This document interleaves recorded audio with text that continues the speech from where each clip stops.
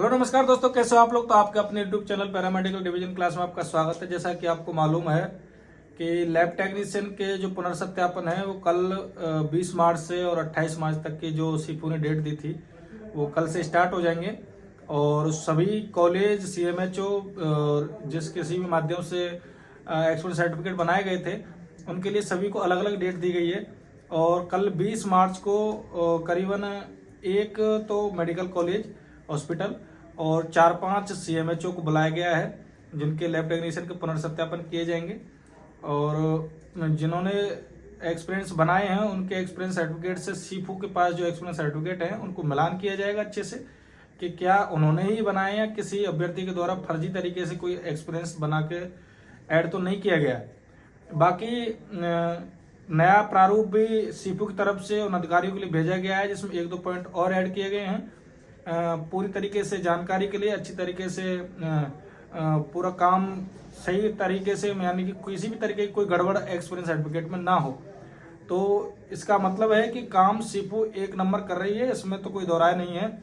और किसी भी तरीके का किसी भी सर्टिफिकेट, कोई भी फर्जी एक्सपीरियंस या वैकेंसी में कोई भी मान्य नहीं होगा। अगर किसी भी अभ्यर्थी ने किसी भी पैसे के माध्यम से या किसी अन्य के माध्यम से कोई भी अगर जुगाड़ के थ्रू अपना एक्सपीरियंस सर्टिफिकेट लगाया है तो उसका बाकायदा सीपू की जो कमेटी है उसके अच्छे से जांच प्रक्रिया के दौरान उसको बाहर कर दिया जाएगा। और कल से अनुभव सत्यापन है वो स्टार्ट हो जाएंगे। LT के सत्यापन क्लियर हो ही चुके हैं, उसकी जो अंतिम चयन सूची की लिस्ट है वो उसका कार्य अभी चल ही रहा है। और 26 अप्रैल तक राजस्थान में चुनाव है, तो हो सकता है कि चुनाव के बाद लिस्ट आए अंतिम चयन सूची की, या फिर अगर आचार संहिता से अगर अनुमति चुनाव आयोग से अगर सीपू ले लेती है, स्वास्थ्य भवन ले लेता है, तो उससे पहले भी अगर आपकी अंतिम चयन सूची आ सकती है।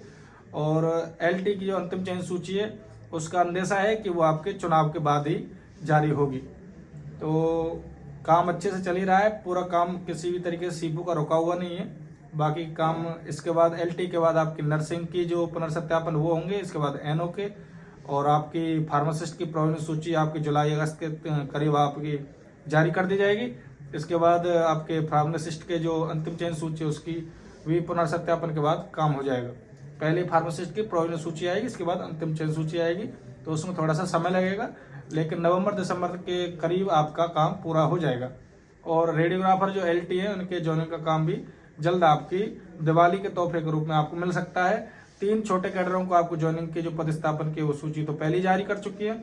और सीपू अपना काम ईमानदारी से कर रहा है, किसी को इस पर डाउट करने की जरूरत नहीं है। जिन अभ्यर्थियों का लिस्ट में नाम नहीं आया है वो किसी भी प्रकार से कोर्ट केस या किसी भी अन्य माध्यम से सीपू के जो कार्य में उसमें दखलंदाजी करने की कोशिश अगर ना करे तो बेहतर है, क्योंकि उससे कुछ होना जाना है नहीं। बाकी सीपू के कार्य पर और स्वास्थ्य भवन के कार्य पर आप भरोसा करें कि जल्द आपका कार्य पूरा होगा।